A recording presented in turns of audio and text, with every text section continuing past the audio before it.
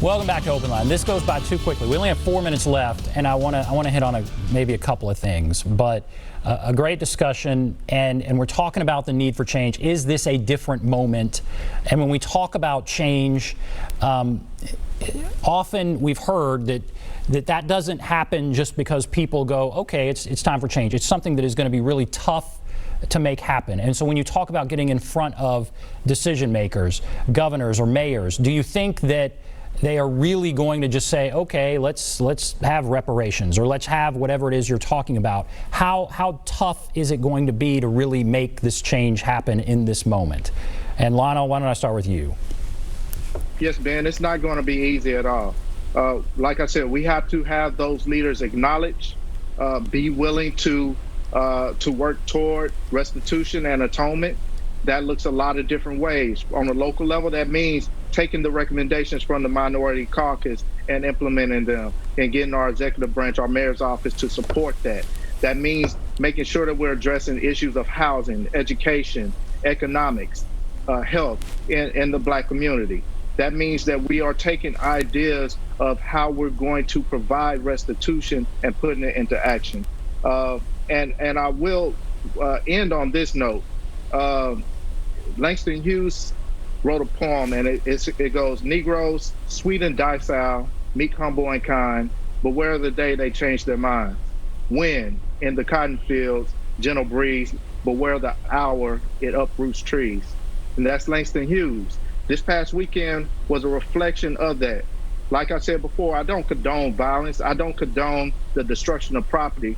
But the next time that Black people riot in this country, we're going to riot at the ballot box. We have important elections coming up. You are going to hear our voice, and you're going to see the impact of our influence at the ballot box. We want to see those people that are vying for our votes, for our support, come through and let us know how they are going to support us truly in making change happen for our community throughout this country. And Ashford, yeah, okay, thank you. Lionel, thank you very much. Ashford, what did you want to say there? I'm going to lean in as I say this. My mentor, A. Philip Randolph, Phi Beta Sigma, Prince Hall Mason said this: freedom is never granted, it is won. Justice is never given, it is exacted. Right now, Nashville, the state of Tennessee, we're experiencing our Diane Nash moment. Where will we stand? Are we going to be big and rise to the moment? I ask our leaders, citywide, statewide, nationally, are we going to be big in this moment? Is our vision going to be big enough to address policing reform?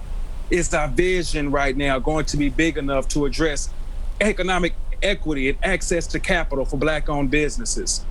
Is our policy, are we going to be big enough to think about deconstructing the school to prison pipeline for young Black males?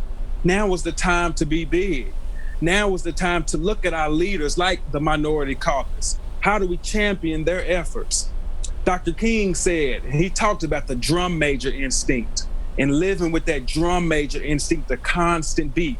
From here on out, I plan to continue to be a drum major for justice, a drum major for social action, to make certain that Black lives matter, to make certain, again, that Black lives do matter. And that is where we're going to end up in. I want to be big in this moment. And I challenge our leaders, I challenge our allies to stand up and be big in this moment.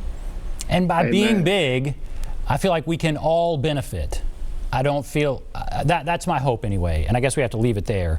But thank you so much. Ashford Hughes, Lionel Matthews, thank you both. We're going to take a break, wrap everything up, be back right after this.